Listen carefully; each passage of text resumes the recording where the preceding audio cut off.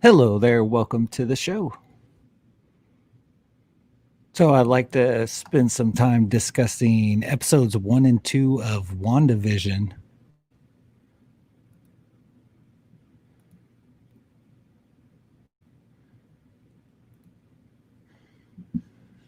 So, there we go.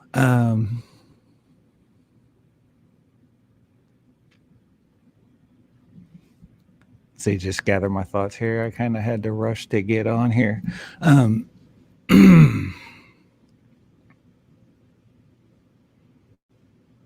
Episodes 1 and 2 were very, what's the word I'm looking for? Very mysterious, intriguing.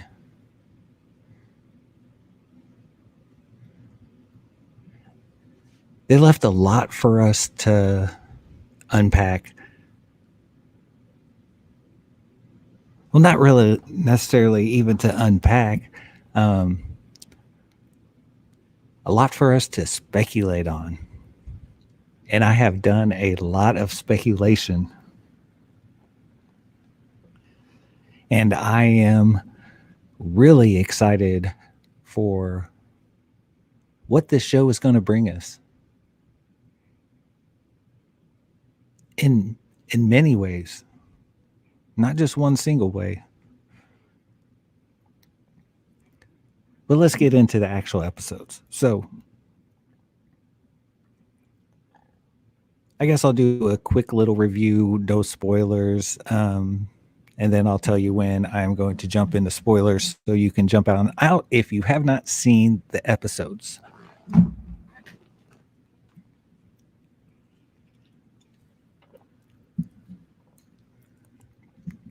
So, episodes 1 and 2 are basically Bewitched, old 50s sitcom style. A lot of crazy back and forth antics between Wanda and Vision. Is really fun, especially like if you're like me. I grew up watching Nick at Night a lot, so I watched a lot of Bewitched, um, the Dick Van Dyke Show. Those are the two main ones that these first two episodes felt like: the Dick Van Dyke Show and Bewitched. Sometimes it felt like Bewitched, especially with Wanda using um,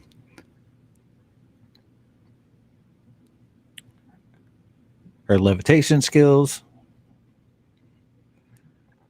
and little different twist is that they both have powers that they can use, visions, floating through things and stuff. But it's really fun because, like I said, I feel really comfortable watching those. I have a feeling some of the younger crowd might not be able to grasp exactly where they're coming from because they may have not seen those shows.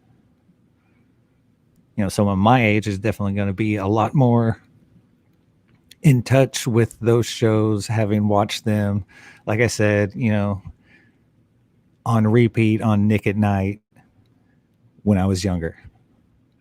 I watched it a lot. I actually really, really enjoyed the Dick Van Dyke Show. And in episode 2 is where it actually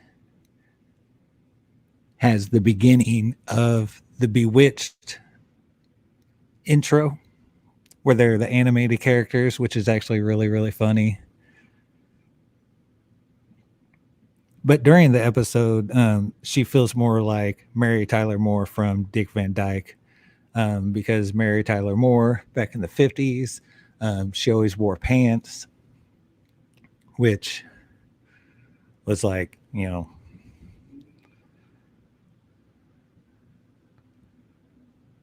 Like you weren't supposed to wear pants if you were a girl back then. And there's so many little nods like that during these first two episodes, which are they're great if you ask me. I loved all of them.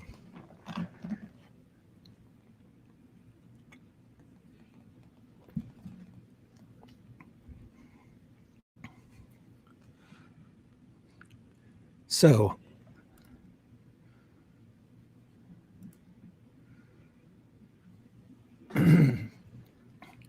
so it's really great to have,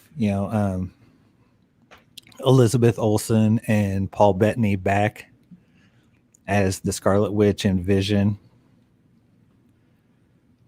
But there's some other really good acting going on in these two episodes. Um,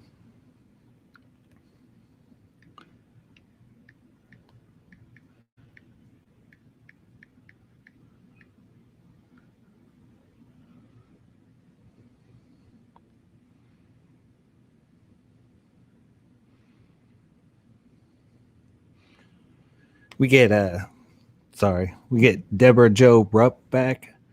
Um, she played Kitty Foreman back in the day, and it's really just fun seeing her back on screen.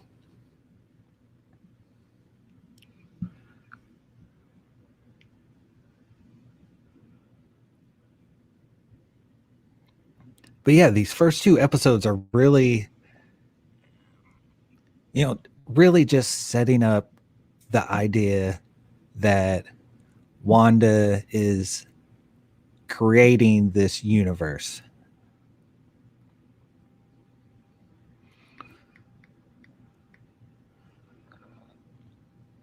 That none of this is real, but I should take that back.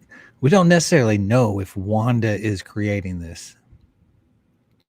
And there's actually some hints that she may not be creating this, at least by herself.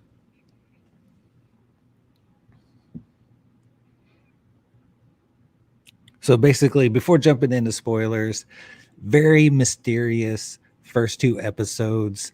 I love the fact that they really nailed the bewitched Dick Van Dyke feel of the episodes, even down to the way Elizabeth Olsen held herself, like her hands, like she kind of held her hands like down, um, which is something that ladies from the 50s did.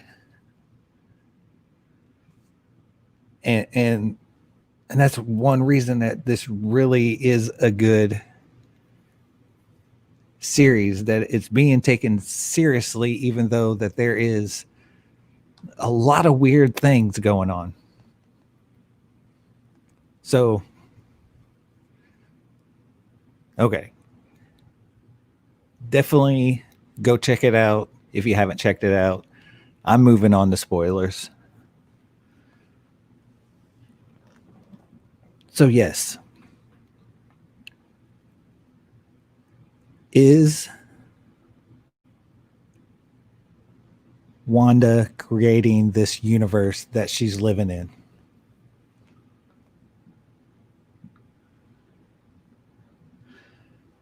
We might actually think that she is, but like I said, I think there's some hints that she's not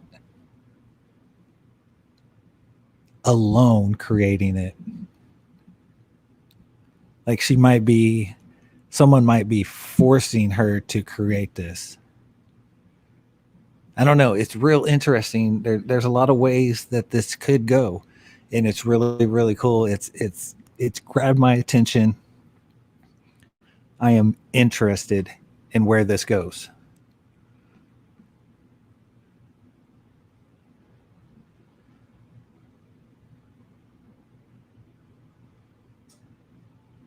So a couple of things. So we get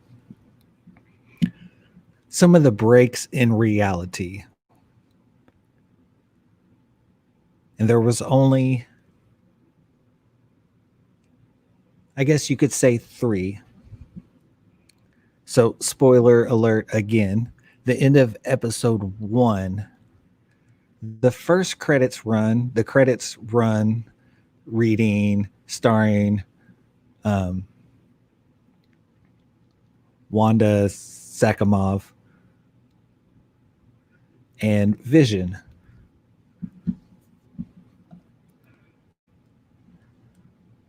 And they're starring in a show called WandaVision. And then those credits end, and you actually get a shot of somebody's shoulder holding, or like, oh man, I forgot already. I think they're like writing things down, and they have some type of like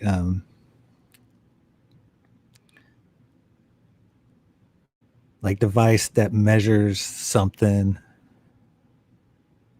Gosh, I feel bad now. But yeah, so there's this first break, like somebody's watching in. Somebody's watching what Wanda is experiencing, what Wanda and Vision are experiencing, whether or not them as scientists have created that, or they are allowing Wanda to create that, or Wanda created that and they are just watching in.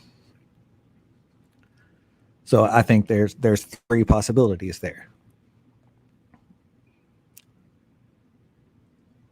So the end of episode 1, that was the first break of reality. Episode 2 starts out, Vision and Wanda are asleep, and there's this loud bang that keeps on happening. And it's a really funny scene, because if you remember Bewitched,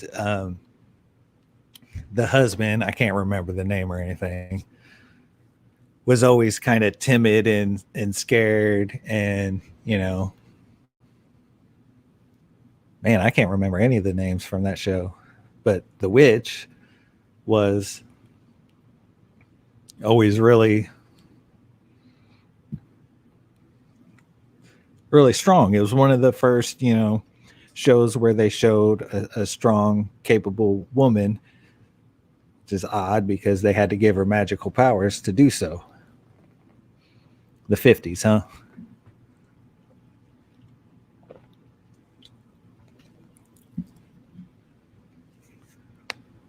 But so the second break in reality, quote unquote,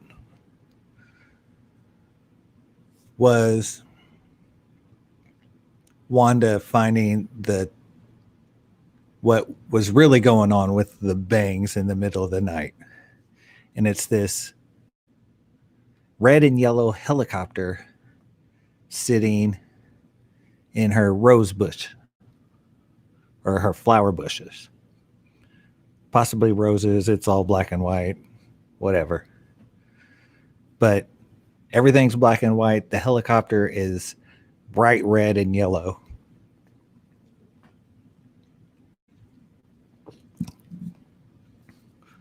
And she's looking at it, and it has this symbol on it.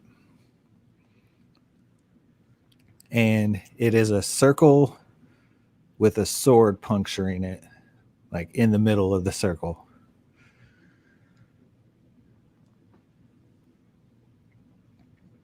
And I haven't been much into comic books since the early mid 90s. Kind of stopped messing with comic books in the late 90s. But I did do some research, and I did find that the symbol is most likely a symbol of sword, which is The Sentient World Observation.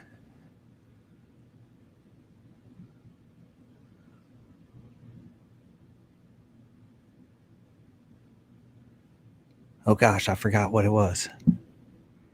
Oh, hey, what's up, Master of None? Thanks for stopping by. There's a link in there in the chat if you wanted to hop in.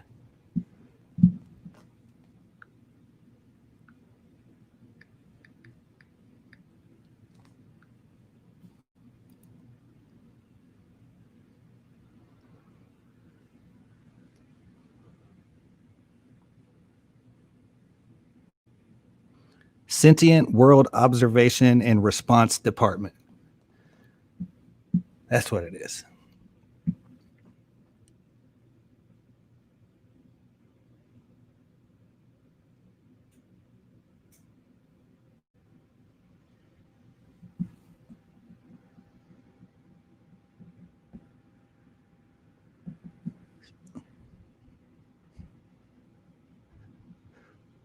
Oh, it's cool. Thanks for dropping by, though. That's awesome.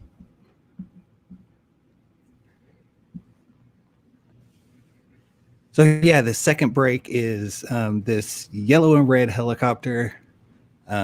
She finds it, and yeah, it has that logo on it that is most likely this department, which has some affiliation with SHIELD.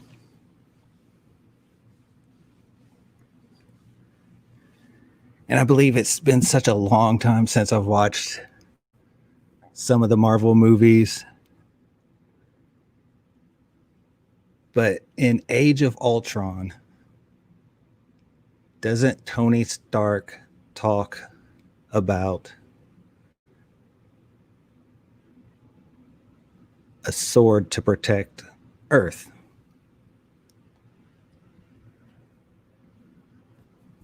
I would definitely have to go back and watch that, but I believe he does. And could this be like a little branch that Tony kind of funded off of SHIELD?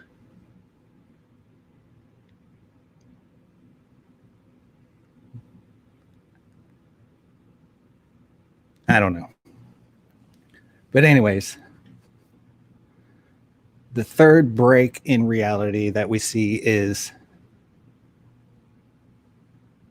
this, like, they hear this the loud bangs again when they're trying to sleep, and both Wanda and Vision go out, and no, wait, it wasn't nighttime. Rewind. They're sitting on the couch. They're talking about how everything went and how they're fitting in. They're doing just fine. They're fine. Everything's okay. And then all of a sudden, out of nowhere, Wanda's pregnant, which was weird. And then the loud bang.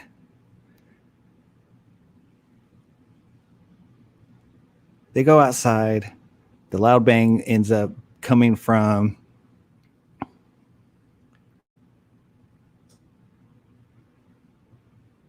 a drain pipe, sewer lid, whatever those are called. And someone's coming up out of it, and they got bees all around them, and they're in a protective, like, bee suit, what you would usually see a beekeeper in. And it has that same logo on the back of the circle and the sword going through the shield. And then Wanda's like, nope, and literally rewinds everything. Goes back to the moment where her and Vision are sitting on the couch. They find out she's pregnant. Everything's happy and dory in the episode. And again, just like episode 1, you have the WandaVision credits starring Wanda Maximoff and Vision. And then those credits end. Back out from that TV, you see the person sitting there watching what's going on in this reality created or whatever. And then you get the normal credits. But like I said before, there is so much to speculate about. I'm really interested in what Sword has to do with everything. I'm almost 100% for sure that it is connected to S.H.I.E.L.D. somehow, which obviously will be a great tie-in to the rest of the Marvel Universe. But I know very little about Sword.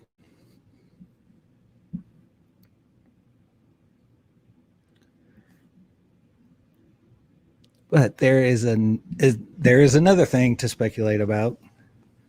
In early 2000, mid 2000s, maybe 2010, there was a run of comics called The House of M, which was basically a storyline about Scarlet Witch creating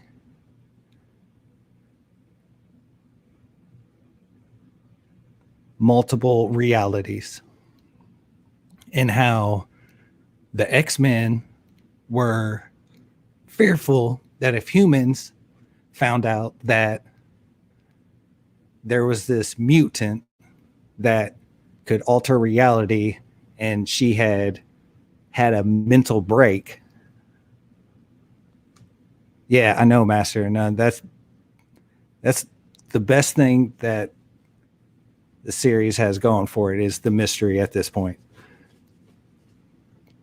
It's really exciting to have something to really, really speculate about with Marvel again. You know, especially since I mean, what's it been like? Almost a full year since Endgame came out, and we haven't gotten any Marvel stuff.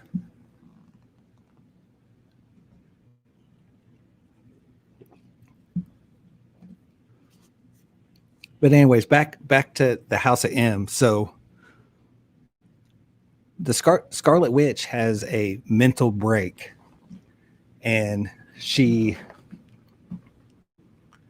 I think in that run, I think it was because of some of her children died.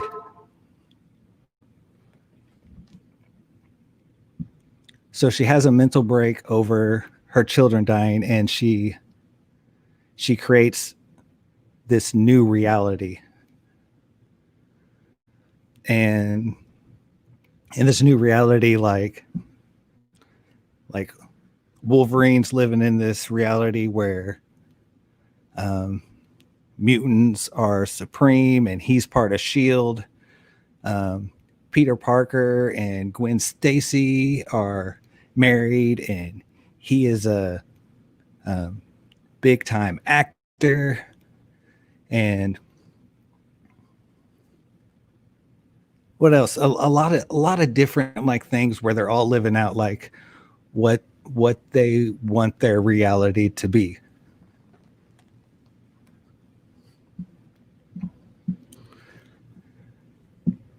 And so tying things up here. So that's definitely what we're seeing happening in a way. Wanda and Vision are definitely in a reality that is not the prime reality, I guess you would say.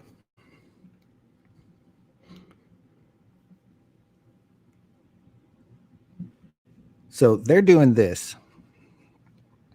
You have the House of M, which is a comic book run about Wanda creating realities, heavily involved with the X-Men. And then in 2022, we will have Doctor Strange and the Multiverse of Madness coming out, which I looked on IMDb and a couple Google searches, and you will know that Elizabeth Olsen is co-starring in that movie.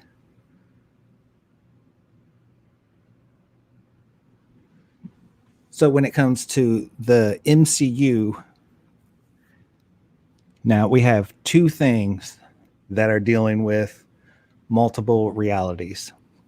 One we're starting to see right now with WandaVision, and one we're going to see in 2022 with Doctor Strange and the Multiverse of Madness, which Elizabeth Olsen, aka Scarlet Witch, aka Wanda Maximoff, is going to be starring in.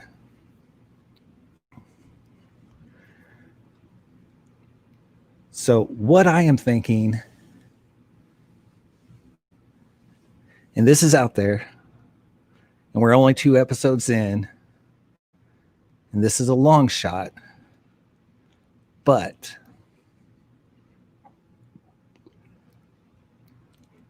could WandaVision be breaking us in for the introduction of mutants and, of course, the X-Men?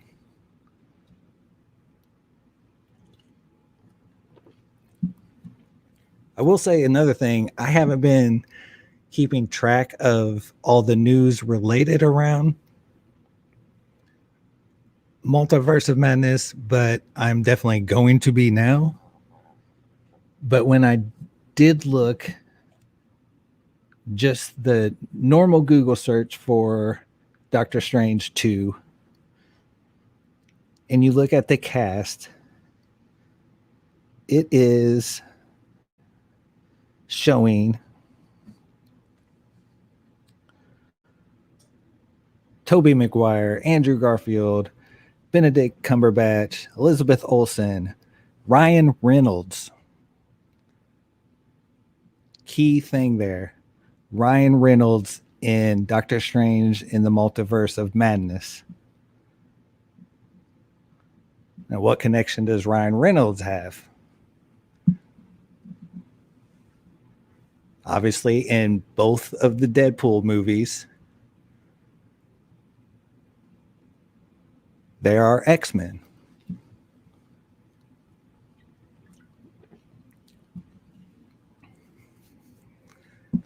Yes, and I can.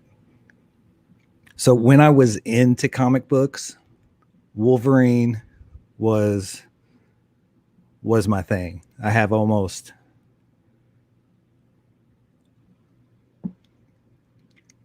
at least 50 comic books of Wolverine and X-Men. Wolverine and X-Men is like probably 70% of my comic book collection. And I cannot wait for them to enter the MCU. And it's going to be really cool to see how they do it. And I hope I'm onto something here.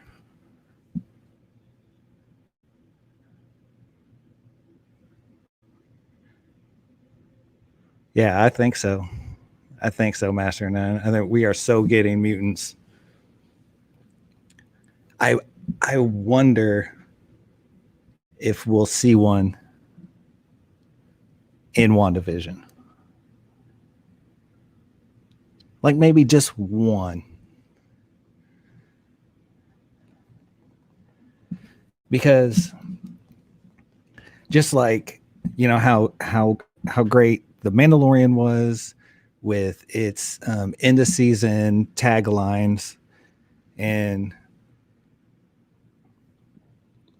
how great all the Marvel movies are with their after credit taglines. What could be a better tagline for WandaVision than an introduction to at least one single mutant? And when you think about it, what mutant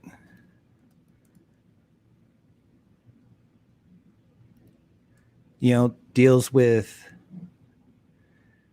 either controlling. Yes, that's exactly where I was going with this, Brian. I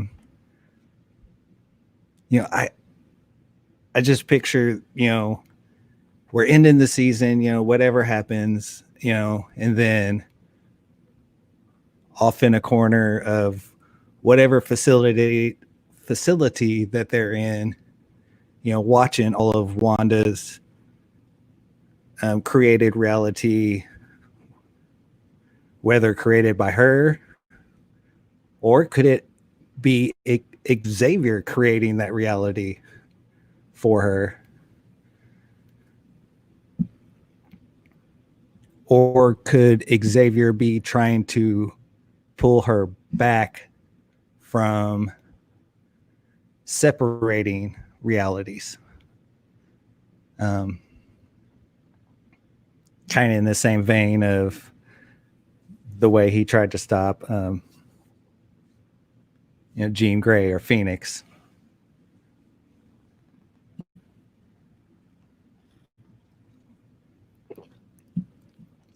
I am super excited for it though. But if they do bring back Patrick Stewart, yeah, same thing. I will freaking lose it. Yeah, kind of like Cerebro. I'm thinking more of like the way he separated Jean Grey's consciousness.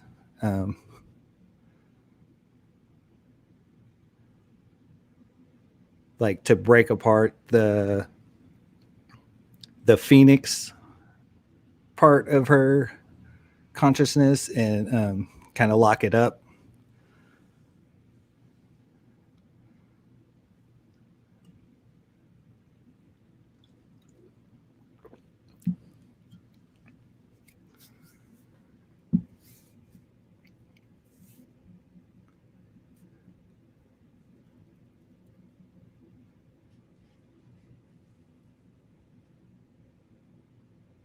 Oh wow, I've only been going for 33 minutes.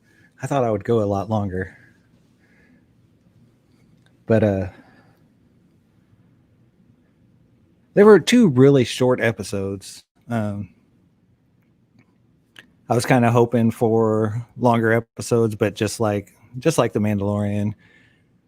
What's up, man? Can you hear me? Hey, yeah, I can hear you.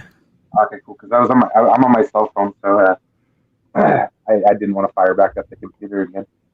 Oh, you're good. You're good. Thanks for stopping by, man. I appreciate Okay, that. finished up some food and stuff. No, I mean, I love this episode of.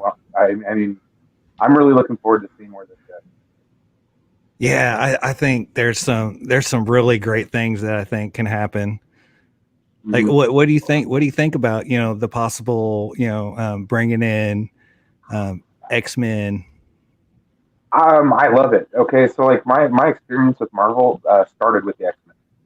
Yeah, I never really been much of a comic book reader, but what I did do is watch the TV show back in the 90s, the cartoon, yep, every Saturday morning, and Wolverine was he was the first action figure I ever got. right. While I might not have had comic books and stuff, but like Wolverine was the man. Like I always liked Hugh Jackman. But Yeah, he's one of those people like Patrick Stewart, which he's kind of endeared to the character. Yeah. That's crazy about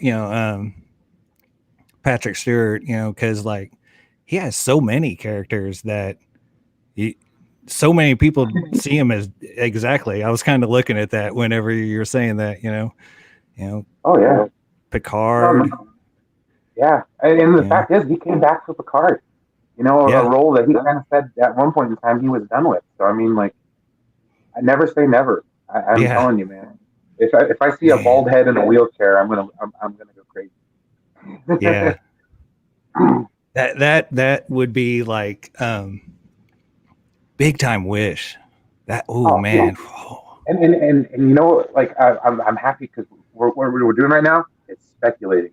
And I was listening earlier, and you know what? We haven't had a chance to do that. I mean, Yeah. Endgame kind of had finality to it. You know what I mean? Yeah. Exactly. So it wasn't like, oh, what's this going to happen? What's this going to happen? I mean, and Spider. One of the failings of Spider-Man: Homecoming, Far From Home, was it didn't do that. Like, right. It just was kind of like a episode 10. You know what I mean? Just an addendum to the movie that came out before it. So like, now I was seeing. So I've seen Far From Home only once, and I guess I missed the after credit scene. So do you know about that scene? Oh yeah. J.K. Simmons comes back as J. Jonah Jameson, and he basically plays Mysterio's video that he recorded, and it basically said, "Help me, Peter Parker, Spider-Man," and then cut the credit. Oh, okay.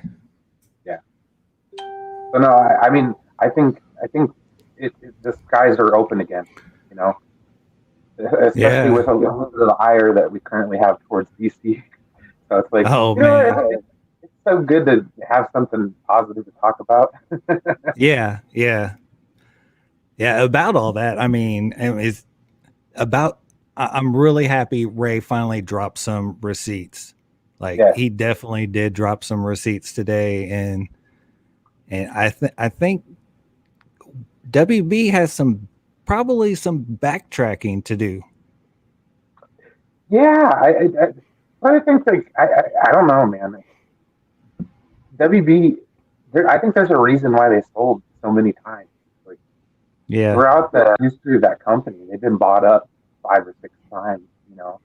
So it's like with every iteration, it's like, come on, man, learn from your mistakes, or you're doomed to repeat them. It seems like they've been doomed to repeat them left and right. Yeah, I mean, and it's all over the place too. I mean, you think about what's happening with Fantastic Beast. Johnny Depp's leaving when people think that there's no reason for him to leave that franchise. No, and I think his whole situation with Amber Heard was overblown. Something that I understand it was a volatile relationship, but I mean, volatile relationships happen. But and it seems like both sides were at fault. You know what I mean? So I wouldn't say that Johnny was. It's not fair to take Johnny off of things and leave Amber Heard on. Yeah. So so I say just kind of let bygones be bygones and let them both work. You know what I mean? What's the difference is it? Yeah. I think his thing might have been he's kind of just tired of it though. Tired of the whole deal. No, I could see that too. I mean, to a certain point, you just get burned out. Like, I mean, there was a while there where I didn't do anything for movies. I was just like, whatever, Right. I would like to see Johnny go back to some of his, older like indie film type things that he did when he was younger. Like the 98 or something, like a movie like that, where it's kind of like a cult and just single, not no more Pirates of the Caribbean. You know what I mean? Like, exactly. But Fantastic Beasts, I mean, I like him as Grindelwald, but I'm sure they could have. I would have been happier if they just stuck with Colin Farrell. Yeah. So back to WandaVision. Did you ever watch I think you're roughly my age. Did you ever watch like the Dick Van Dyke Show and Bewitched on Nick at Night? I don't know. As a matter of fact, my dad just found probably about a year ago. I wake up in the morning, I look over, and he's watching Bewitched.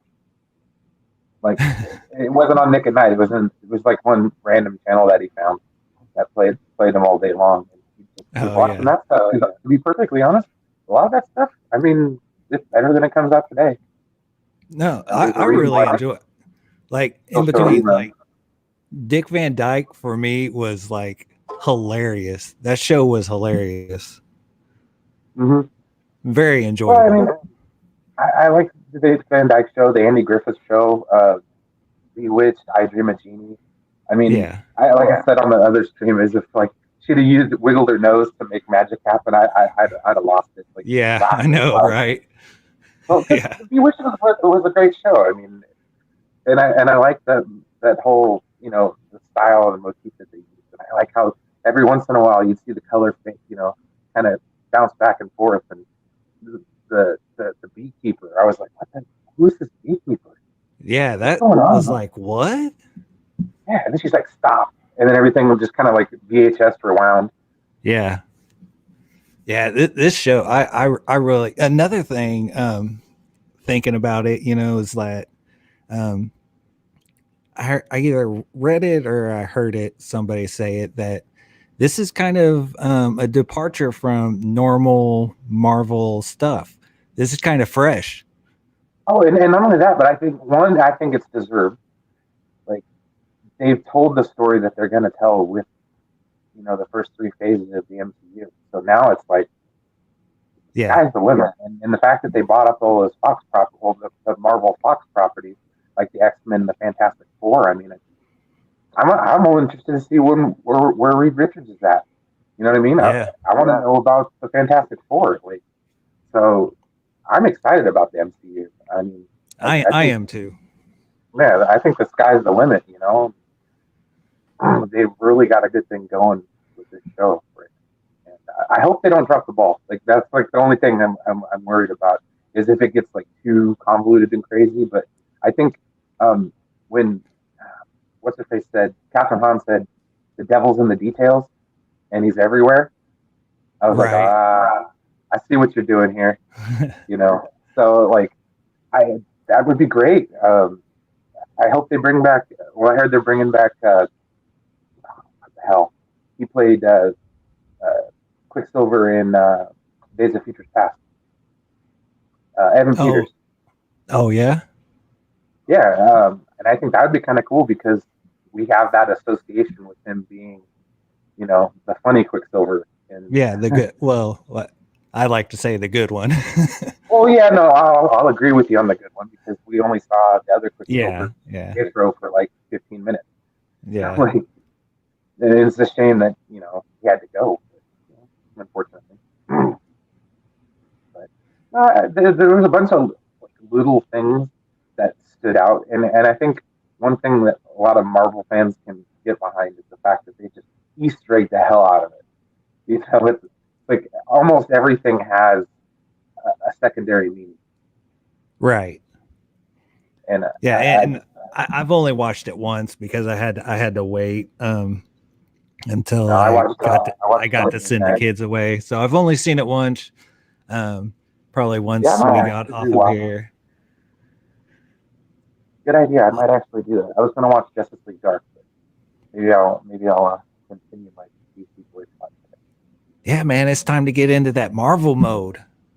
That's right. I'm actually really excited because, going off of what you said, Infinity War and Endgame were really, really great. They were great, but there was a lot of saturation with Marvel. Oh yeah, we got a nice break. Almost to oversaturation, but we've had some time to let all that digest. We've had a couple Spider-Man movies, which don't even really feel like they're MCU, even though they are kind of.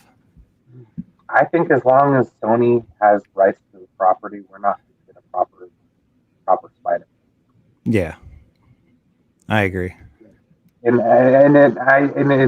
say what you want, but I think Sony's dropped the ball so many times with Spider-Man. With Spider-Man 3, both the Amazing Spider-Man, trying to create like this Venom verse, which I will never forgive the casting of Topher Grace as Eddie Brock. That is literally the worst casting ever. Like he's supposed to be this like muscle jock guy, like yeah. I always saw Eddie Brock as a muscle dude. Like I could have seen Topher Grace as like Carnage or something like that, but not. Yeah, definitely not Eddie Brock though.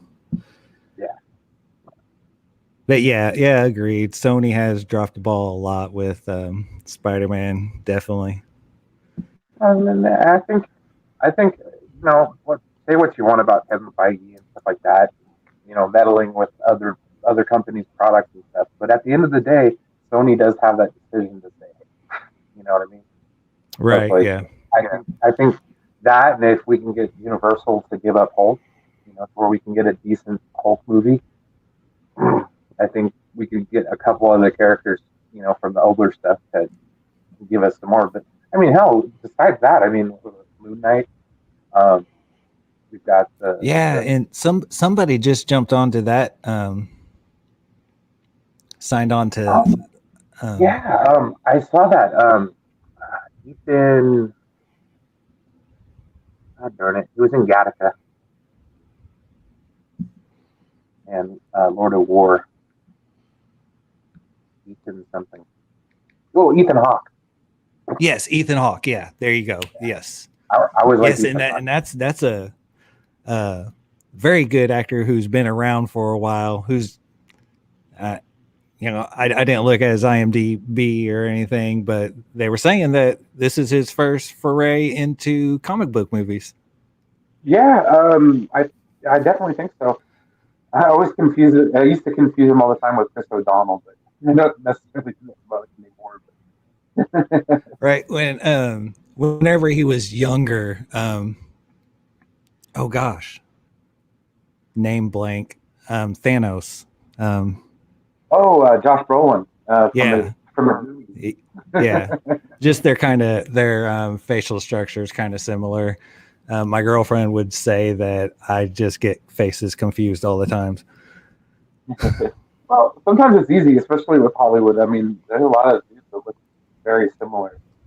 Right. Yeah, but that Oscar Isaac as Moon Knight, I thought that was a very interesting casting. I love Oscar Isaac, man. If he can get away from that portrayal of Apocalypse, I think we'll be all right. Yeah. Well, and that's the other thing. We can get a real Dark Phoenix. Yeah. Right. A real one. Oh, dude. Just think about it. I mean, bringing the mutants in is going to be so huge for the MCU going forward. Like, I mean, yeah. Whoever decided to buy Fox was a genius. Yeah. I mean, oh man. The only thing is like the casting. Like I'm worried. Like even though like when Hugh Jackman was first announced, I was definitely one of the ones who was like, y'all sure about that? Yeah. And then just absolutely fell in love with him, and now can picture absolutely nobody else playing Wolverine. That's going to be a tough one, but if they recast, if they successfully recast, because I think James McAvoy did a pretty dang up job as a younger Xavier, I think I'd be all right with it. Because I mean, it's like James Bond. I mean, the character is bigger than the actor. Yeah, agreed. Well, I appreciate you joining me. I think we're gonna end things. Go back and watch it again. I'll be looking out for some of those Easter eggs that you said. I'm I'm absolutely terrible at picking out Easter eggs. Like I get too yeah, I get too involved in like what's happening, and I just kind of like space out. And yeah, well, yeah. Go on like the new Rockstars channel. Their breakdown videos are like they're some of the best I've seen, and Right. They'll point out those Easter eggs like crazy.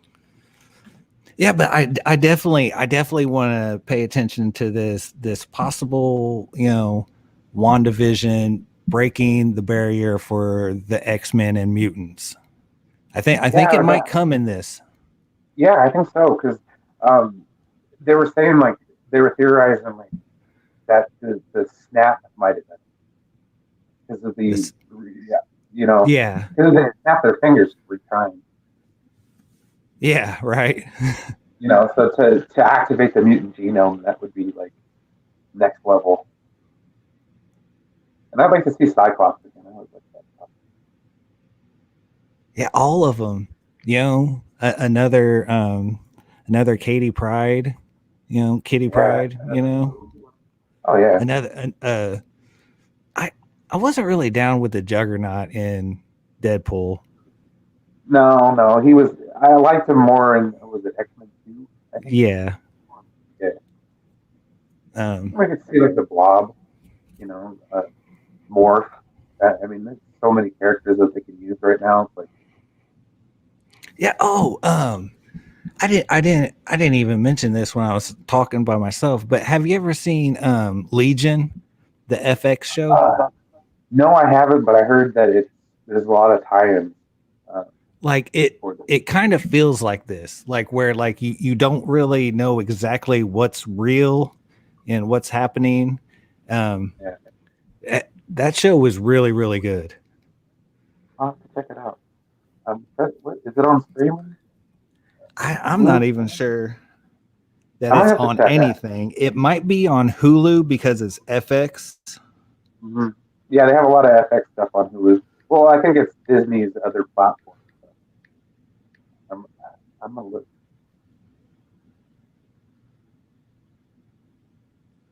Yeah, you can watch it on Hulu. Oh, sweet! I'm there. Yeah, that was like one of the few like X-Men shows that kind of got me through that whole Apocalypse Dark Phoenix era. Well, they can't all be winners, you know what I mean? Yeah. I mean, there were definitely some bright spots to Apocalypse and Dark Phoenix, but on the whole, it wasn't. Well, see, the thing is, I think what it is the MCU kind of spoiled us. Yeah, we got continuity. We got used to, wondering what's going to happen next. And, I don't want to bring up DC again, but that's what's bothering me. It's like you guys need to like take a story and stick to it. You know what I mean? And, yeah, I definitely agree. I wholeheartedly agree with you when you say, like if this is what they're going to do, because if you didn't know, I am an absolutely huge Zack Snyder fan. Even before Man of Steel and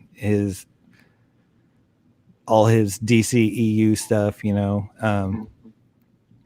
I mean, the Owls of Ga'Hoole.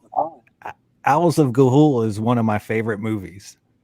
Like, my kids love that movie. We watch it all the time. It's just absolutely beautiful. I've never seen it. I'll have to check it out. Oh, the Rise of the Guardians, the Owls of Ga'Hoole. Oh, okay. That's it.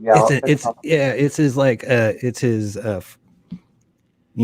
little prance into animated films. So it's mostly CGI, but it's absolutely beautiful. The whole movie is just beautiful.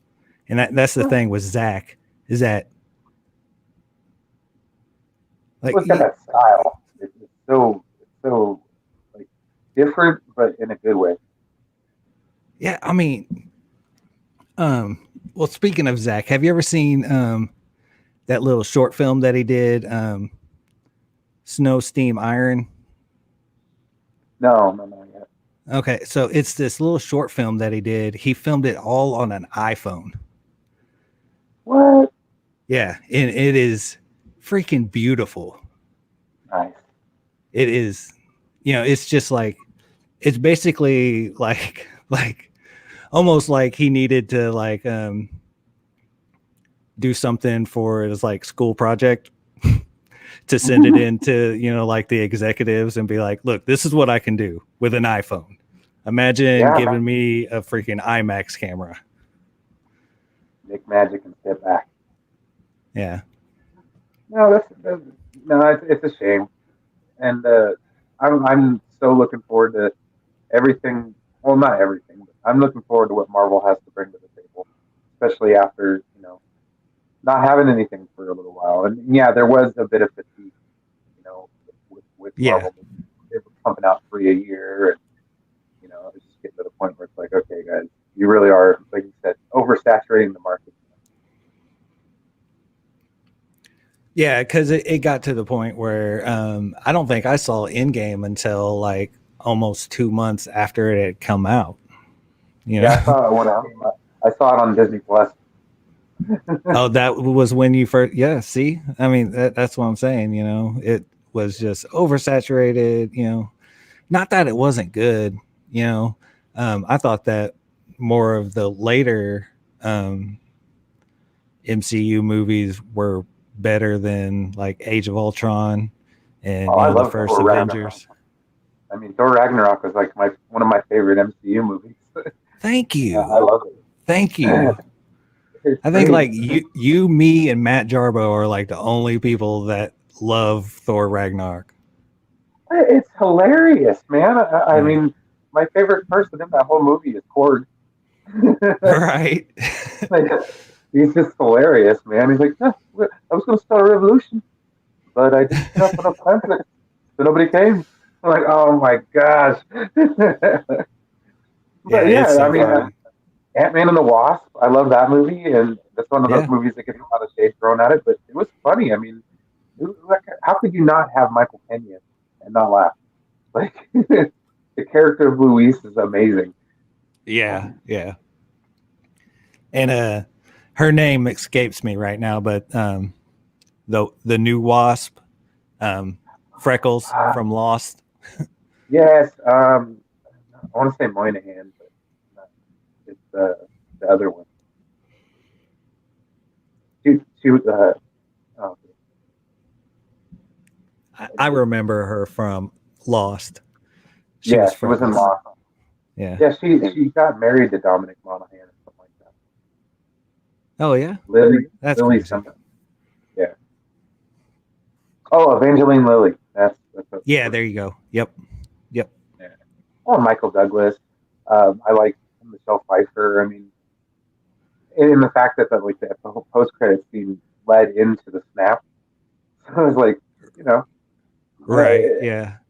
I just love it. I love the continuity, and I'm excited to see how they're going to take it, in the next few phases.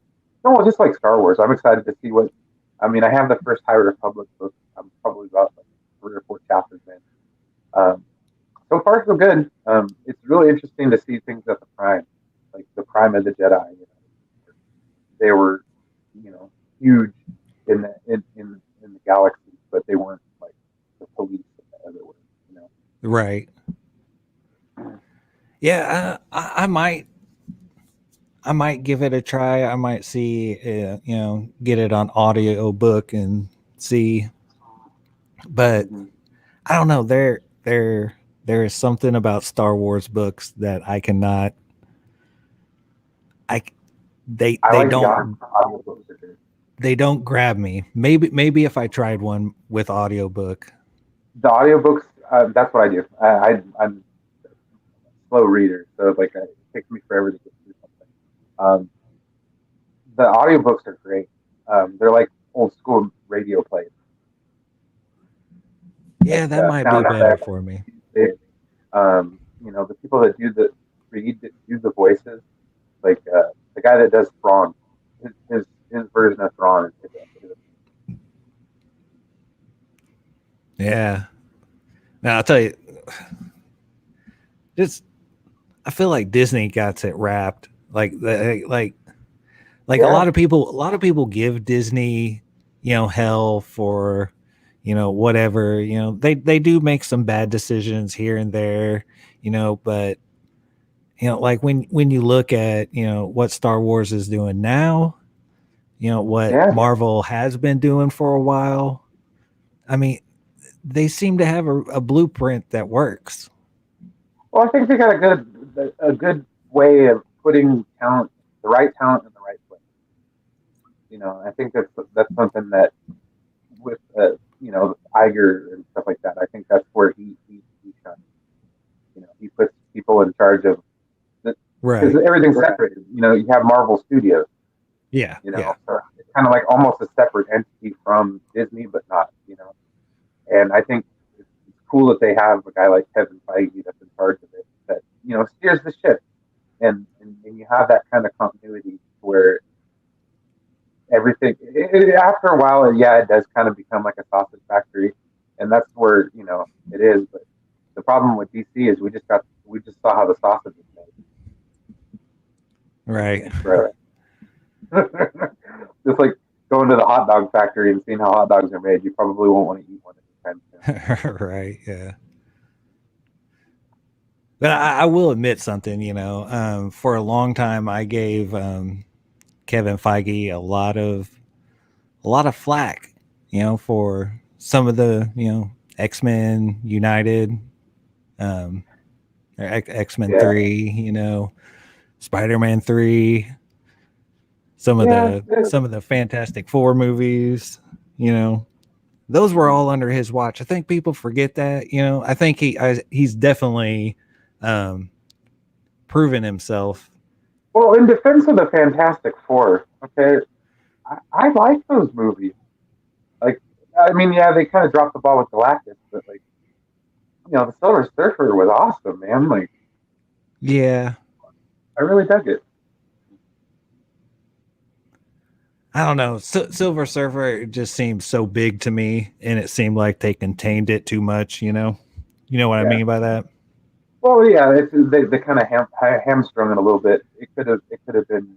There was a lot of potential there to make something great. And they dropped the ball. It's kind of like Yeah. Green Lanterns, like I kind of Yeah. look at it Yeah. in the same level. That's true. Yeah. But man, there's a lot of good things coming up, man. Oh, it's Freaking going to be fantastic. 2021 is going to be a year to remember, one way or the other. yeah. I think it's going to be a really good year. You're going to have this show. I believe right after WandaVision ends, Winter Soldier and the Falcon pick right up, right? Something along those lines. I believe it's coming up sometime this year. Yeah. Should be nice. Hopefully, fingers crossed, that they don't put off Black Widow again. We can actually get to watch it. No, wait, they're not going to put it off again? Well, yeah, hopefully they don't. Right. Because Yeah. from what I understand, they're going to put it off again. Which I mean, I guess they can do it because it's kind of a standalone film in the MCU, Right. and with like movies like Captain Marvel where it went back in continuity, it went back in the timeline, but not in continuity. So it's one of those things that you can kind of get Yeah. past. Yeah. Yeah. I just wonder though if the Black Widow is going to have any consequences on the future of the MCU if we're going to meet a new Black Widow. You Possibly. think? Yeah, I'm sure. I think Black Widow's like a title, like 007. You know what I mean? Like, Yeah. Yeah. there's multiples of them. I wouldn't mind seeing Scarlett Johansson come back, and so they could probably have a Elseworlds version of her or something like that. Well, I was thinking more like her sister is going to be Yeah. the new one into the future of the MCU. Well, yeah, because they put a lot of emphasis in the trailers about it. If Yeah. I'm not mistaken, it's the girl that was in Fighting with My Family, Yeah. the Age movie. Yeah, that's a really good movie. Yeah, it is. I like it. I love the guy from Shaun of the Dead, Simon Oh Pegg's yeah. little buddy, Oh, God, Nick Nick Frost. Frost. Yeah. Yeah, he's a really good actor. It's crazy that like he was just like I think just roommates with Simon Pegg in college or something, and like they're like just come be in this show called Space that I'm writing. Yeah. Yeah, I love those guys. Mm-hmm. But Edgar Wright, yep, all that stuff, yep. Um, what else was I thinking? Um,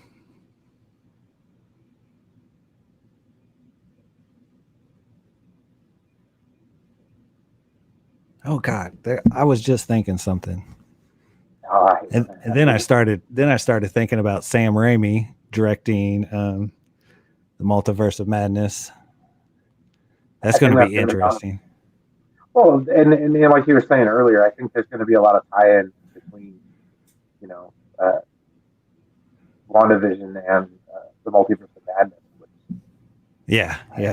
I think it's going to be just next level. And I do like Benedict Cumberbatch, and I have made peace with the fact that he played one of the more iconic Star Trek villains of all time. And actually, I've made my peace with Star Trek in the Dark. Yeah, I was going to say, don't you hate that movie? I do, but with all the talk about like negative about other movies and stuff, I thought to myself, like, somebody had a point where they said, it is a multiple alternative universe, and it would be kind of wrong for me to, since I enjoy what's out now, to take away from that, because I think if it wasn't for at least Star Trek 2009, we wouldn't have Discovery. We wouldn't have Picard back. We probably wouldn't have Star Trek at all. So it's like, yeah, I think it's funny. It was like last week sometime. A Facebook memory came up from like 6 years ago or something. Mm-hmm. I can't remember, but it said, like, why isn't there a Star Trek TV show right now? Just like, why? Yeah. And it's cool because now we have two. Yeah, I mean, I think they're working on season 2, well, 3 if you count Lower Deck. I hope they can continue that show too. I hope it wasn't a one-off, because it kind of did have a little bit of finality at the end of that show, which it cracked me up. I loved it. Did you see the end of Lower Deck? No, I didn't. We with everything going on, we had to drop CBS, unfortunately. Gotcha. But we do plan on picking it back up for season 2 of Picard. Oh, gotcha. Yeah, no, I am definitely down for that, especially since I heard Whoopi Goldberg is coming back. Oh, wow. Yeah, that's cool. To have Picard and Guinan. I mean, say what you want about Whoopi now, but I've always loved her as Guinan. Like, that character is iconic. I mean, that she is part of the Star Trek universe. I mean, yeah, absolutely. And she's one of those people that appreciated the show when she was a little girl because of Nichelle Nichols. Yeah. So like, and hearing her stories about why she actually asked to be in Star Trek: The Next Generation. She was one of the people who was like, "Oh, I want in," because at the time Whoopi Goldberg was hot, man. She was on like Jack Flash, and she was making all sorts of movies there in the 80s. Where she didn't win any Academy Award, did she? No, but she was in that. She was in the movie The Color Purple. So I mean, like, Color Purple. She. I think during her run on, Star Trek, Sister Act came out. Yeah, Sister Act, Ghost. Yep. I mean, like, she's been in a ton of good movies, and I'd love to see her back in a role that, kind of help push her along her way to fame. Yeah, that would definitely be cool. So is season 3 of Discovery? Season three, yeah, it just wrapped up, and I'm telling you, there's something about Star Trek in season three. It did it with every single one of the shows. I Right. don't know why. So it's really kicking in, and it's doing good things. It's getting there, man, and I like how they flung the ship into the future. You know, so like basically what it is they're 900 or so years in the future, and the Federation is completely decimated. You know, because they had an accident that rendered warp incapable. I really like it. They gave Michael Burnham a slice of humanity, which I think she lacked in the last couple movies or seasons, and I think she earns things now, and it culminates with her actually getting promoted to captain. It's kind of like the Ben sister, which I also appreciate. You get to see them grow into the character as opposed to just being the character all the time. That's good, because I mean, I haven't seen all of it. I've seen probably half of the first season, which I didn't think there was anything terrible with that. No, it was really heavy on the alternate universe, the mirror universe, but other than that, it wasn't too bad. Yeah, but like you can't go like half an inch on the internet without seeing somebody blast the show like to all hell, and like it's like, dang, is it that bad? And I'm sitting there watching, the little bit that I have watched, and I'm like, I don't know what they're mad about. Yeah, I was in the same boat. I'm like, they're like, oh, it's so this and that, whoa, this, and I'm like, dude, I'm one of those. I can see it, recognize it for what it is, not let it bother me. But in this set of circumstances, it really was nowhere near as bad as they were trying to say it. Right? Yeah, I thought the same thing. And it's like, I mean, I get it. Like, of the actors and stuff like that were entering the fray of the culture war. You know what I mean? And anytime you do that, you're gonna draw the ire of people who disagree with you on a legitimate level. You know what I mean? So it's like, if one thing could be good about this next couple of years, people can calm down about that sort of stuff. Let it go. Yeah, let it go.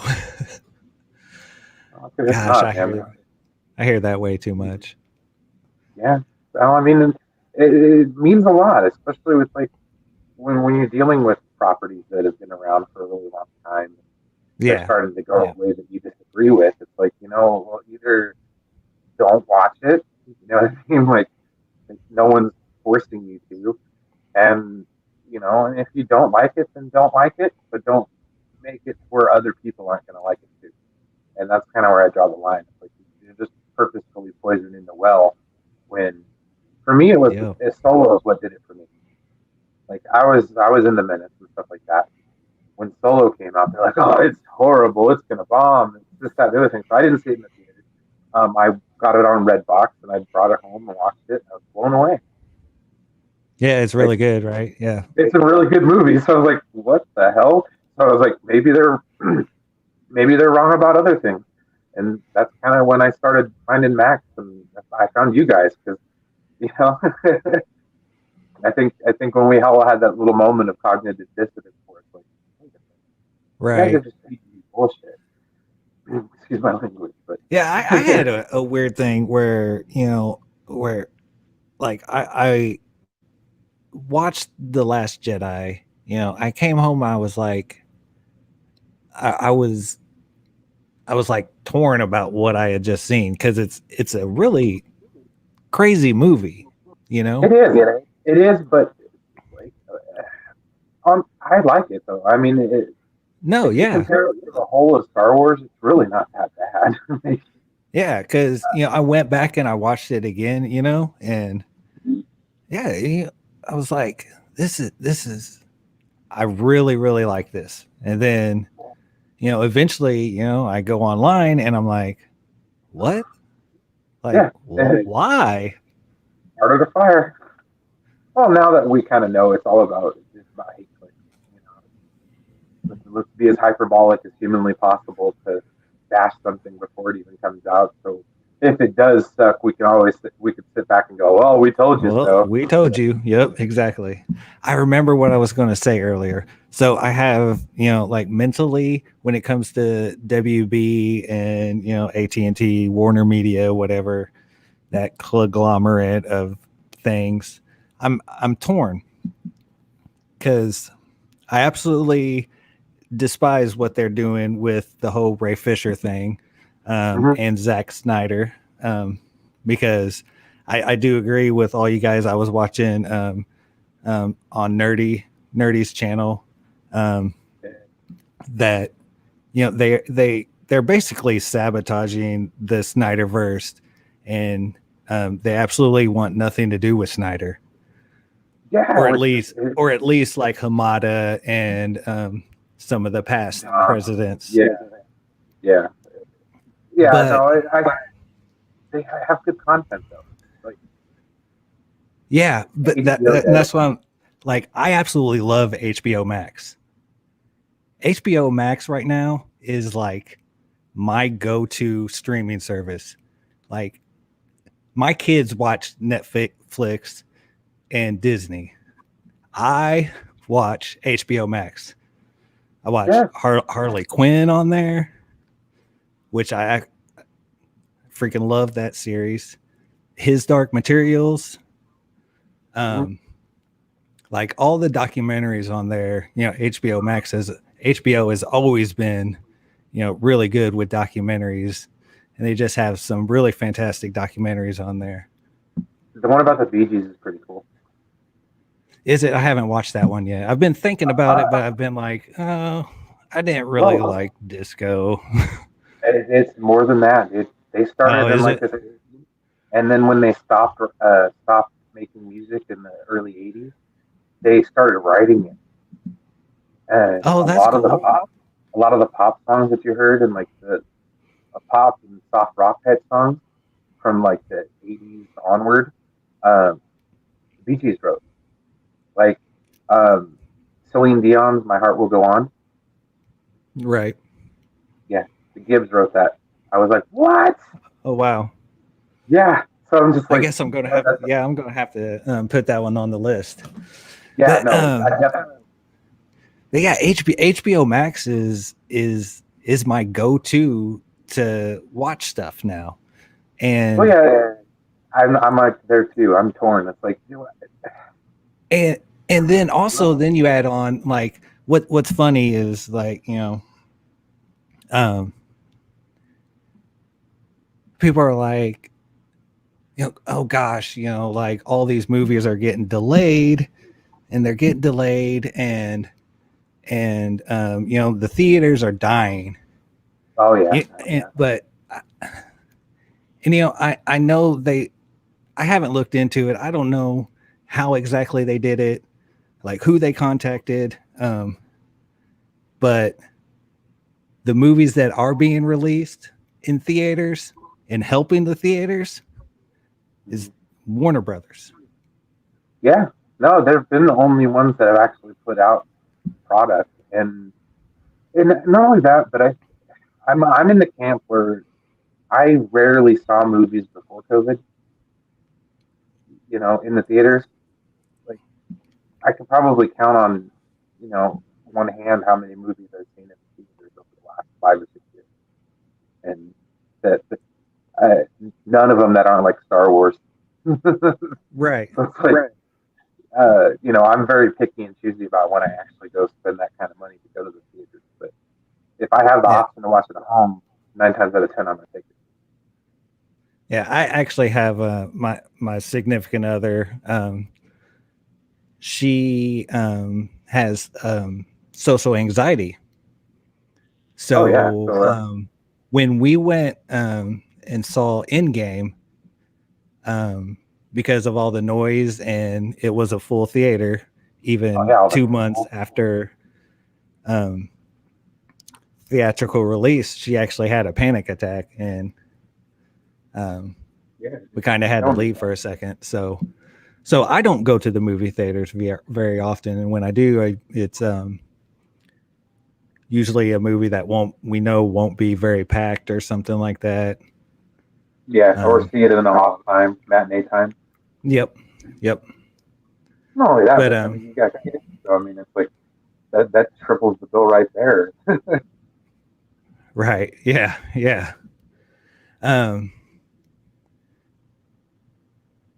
But yeah, I mean, HBO Max. I mean,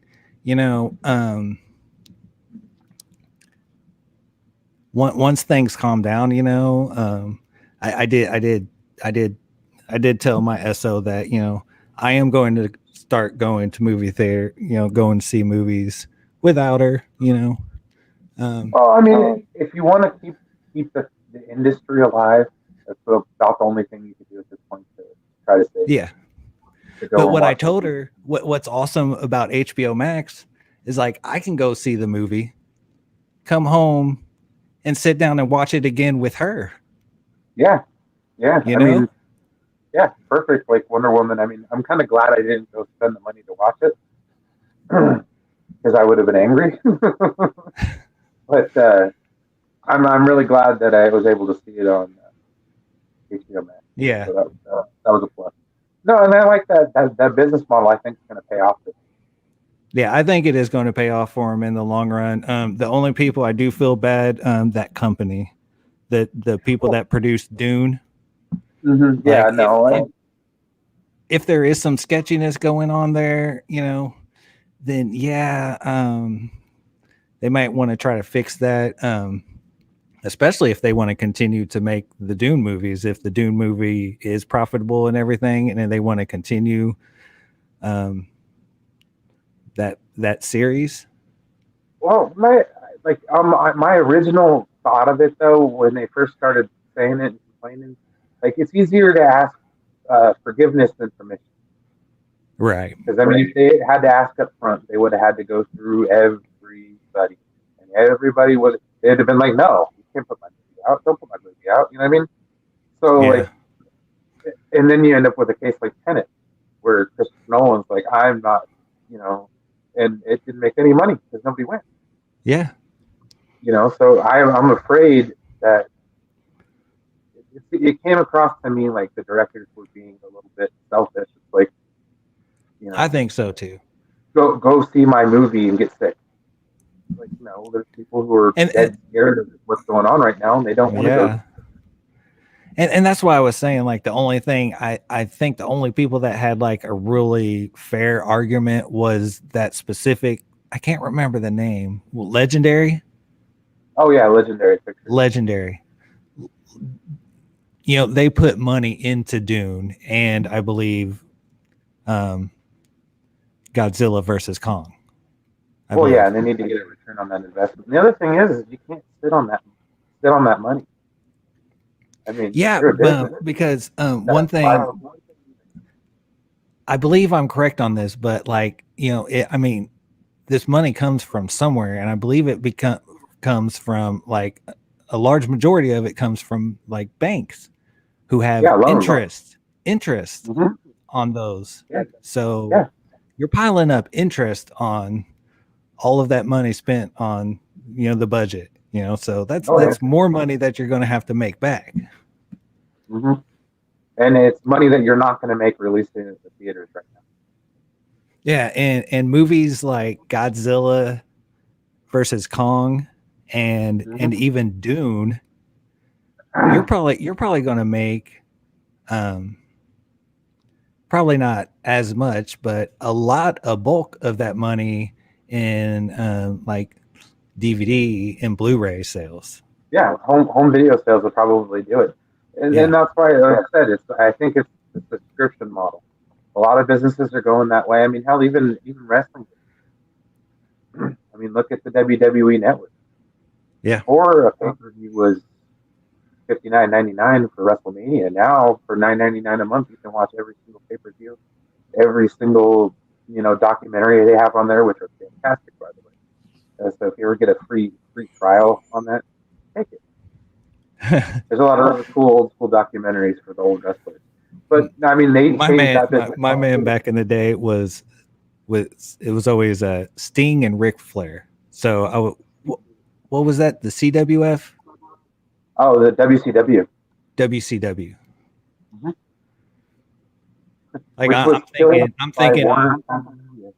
Like I'm thinking of the colorful Sting face. Mm-hmm. Yeah, the old school WCW World Championship Wrestling. Was that okay? Oh man, those were the days. Mm-hmm. That's before the world got shattered. Right. Oh man, you got anything else you want to talk about? No, man, I think we covered quite a bit actually.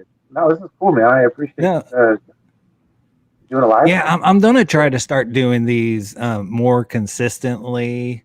I've started to do other videos. I've just been kind of throwing stuff out there with my scripted. What's that? I've been playing Minecraft, so like, yeah, go on work on my stadium. Your stadium. Yeah. Actually, my son just got into Minecraft. I guess he caught a couple videos on YouTube or the kids' YouTube of people playing Minecraft, and so he likes playing it now. But he's really into that. He's only 4, so he's not good at building anything. So I have to help him. And like, there's one point in time I was like, I will never play Minecraft. And then like all of a sudden I'm here up until 12 o'clock at night playing Minecraft. I'm like, wait, what am I doing? It's kind of addicting, honestly. You know what it is? I'll put on an audiobook and I will just go.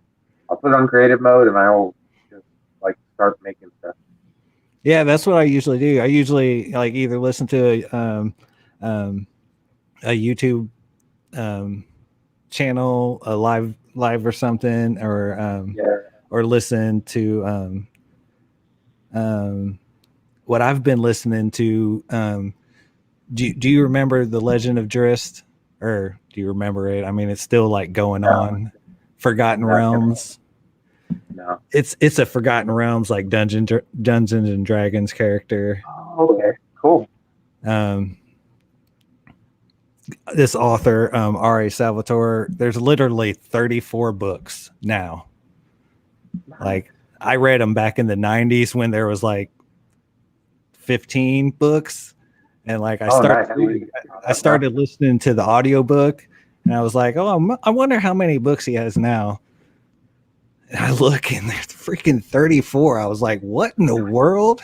Like I have so much to catch up on. A little bit behind. Yeah. It's crazy though. But yeah, I've been putting out some, like random videos, you know how it is. You got to like all of a sudden, like just like catch a wind or something. And like, well, it takes a lot, honestly. I mean, my subscriptions to the video editing went back to basics, and I lost all my extra animations. So I'm just like, do I really want to put into that when I could just when I pay for StreamYard? So I'm just like, whatever, I'll just use StreamYard.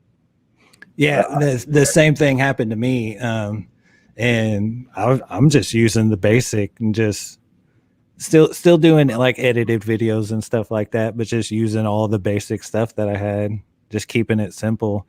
It actually makes it easier on me actually, because like before I'd be like, oh, let's make this all kinds of fancy and do this and do that, and now it's just like, nope, just a simple slide here, boom, and just move on.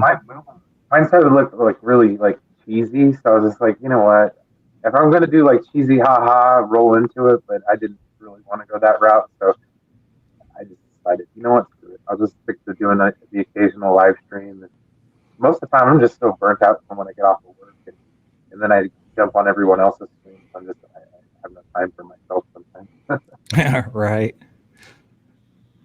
Yeah. Which I'm not complaining about. I like going on everybody's stream. It's Like this is my enjoyment because you guys are my friends. I like talking to I like talking movies with my friends. A lot of you guys are really cool because we can have disagreements and stuff on fundamental levels and still be able to walk away with friends. So. Right? Yeah, exactly. Yeah. Yeah, I have a tendency, like, it seems like every time I'm, it might be because I just use an icon or something, but like, I just feel like, and this is why I've kind of just started doing my own, is that I don't really get the full extent of, expressing my own thoughts on things. So since I have, I do it myself and I can talk as much as I want. Yeah, well, it's like when you're on a panel with like six or more people, it's really hard to get in a word without, talking over people and stuff like that. I don't know. It's something I'm trying to learn, but still I have a hard time. Yeah, I could never. I thought like maybe it was just like I said, I thought maybe it was because of my icon and, like you couldn't tell like when I was about ready to say something. And I thought maybe, it's just my timing might be off, maybe the delay from when I'm receiving stuff and when everybody else is hearing it. Yeah, no, not only that, but like it is hard with the icon because you don't know, it's the only time you can see you're saying something when it's up, kind of goes up around. Right. I don't know. Enosh told me one time because like when I was on Max's streams, a lot of the times I'd just be real quiet and just let everyone speak their piece. Kind of just work the chat, you know what I mean? He told me, he's like, dude, you have things to say, say it. Okay. And then I actually got on Enosh's show a few times. I was able to, to work on that. Yeah, I really like Enosh's show. He's a great guy. I always want to get on his show whenever he does his free for all thing, but he does them so late. I know. I'm like I got kids, yo. yeah. Well, here it's not too late, but then like Nicotina comes on at midnight, and he's like, "Hey man, you want in?" And I'm like, oh. It can happen in a few hours, but I don't mind doing like watch parties and stuff like that. Those are cool. But I don't know. When it comes to DC, I'm not that big of a DC subject matter expert. Right. I'm more of just the casual viewer, so I think I can speak from that. Just the regular audience standpoint. Yeah. You give those guys a different perspective from because. I mean, let's face it, they basically all agree most of the time. Oh yeah, they are like DC fanboys, and that's cool, man. I dig it, but I think what I do is I offer, because a lot of times what they get is Marvel fans just bashing. You know what I mean? Yeah. And I'm gonna be honest, DC movies, I grew up on. Like the original Superman, I had it on VHS for years. I saw every Batman movie in the theaters twice. I love them. I mean, I even like Batman and Robin. They throw shade at that movie. I'm just like, what are you talking about? It was awesome. I wish I even had my camera set up. I don't even have it set up, but you remember all the glass Batman cups from McDonald's? I still have those. I still have some. Yeah, see, I mean, those movies were great, and I grew up on them. And hell, even the Dark Knight movies and all that stuff. So I am a DC fan. I'm not a comic book aficionado. Never have. Yeah. I'm the same here. When it comes to comic books, just like you were saying earlier, it was X-Men and Wolverine, and then after that, I have the like the 17th edition of the Death of Superman comic book, because that was just a big thing that happened. Yes, the whole Doomsday angle was just amazing. Yeah. But then Image Comics was my big thing. Like other than Marvel, it was Image Comics. Probably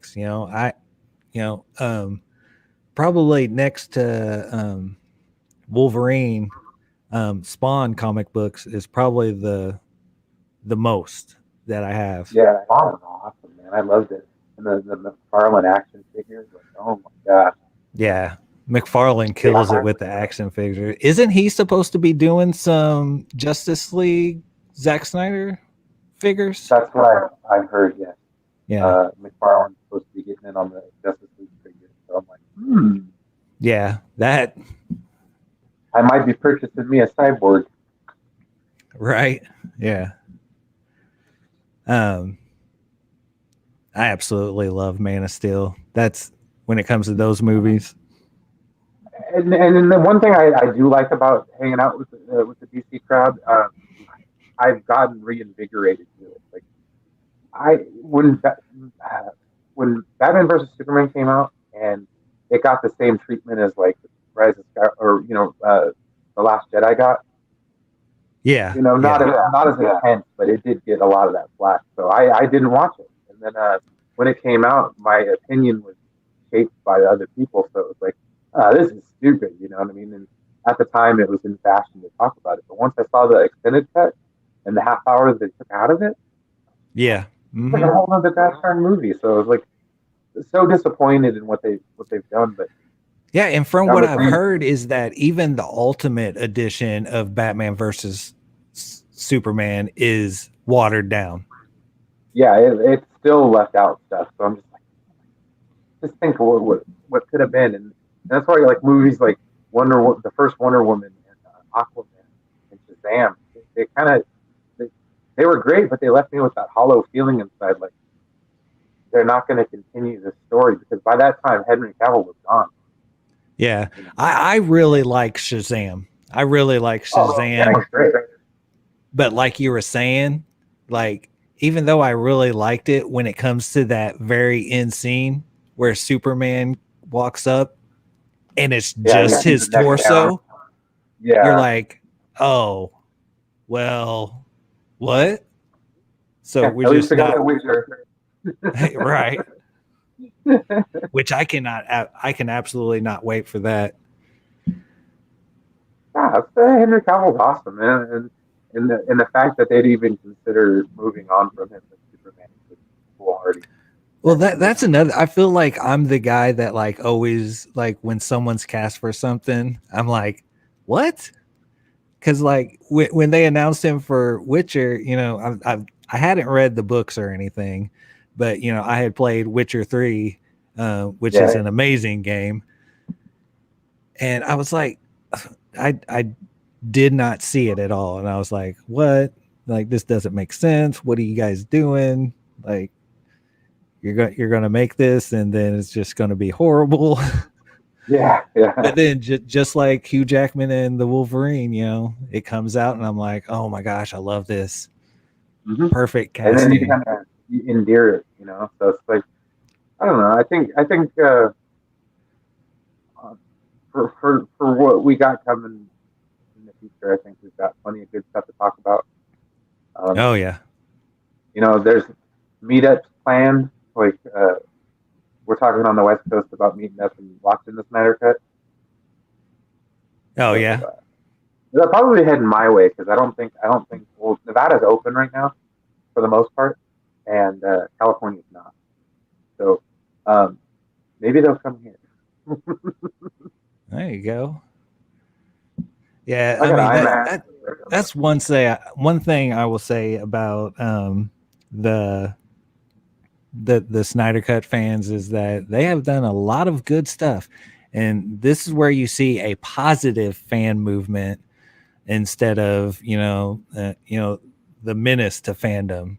Yeah, get that negativity brewing. It's like, man, ministers, if you'd have just learned, maybe you'd have got what you wanted to. Oh well, I'm gonna call it. We'll be back, or I will be back again. Maybe Brian will be back again next Friday, talking about WandaVision episode 3. I'm guessing just 3, and hopefully we learn a lot more about what's actually happening there. Yeah. All right, everybody, stay safe and peace out.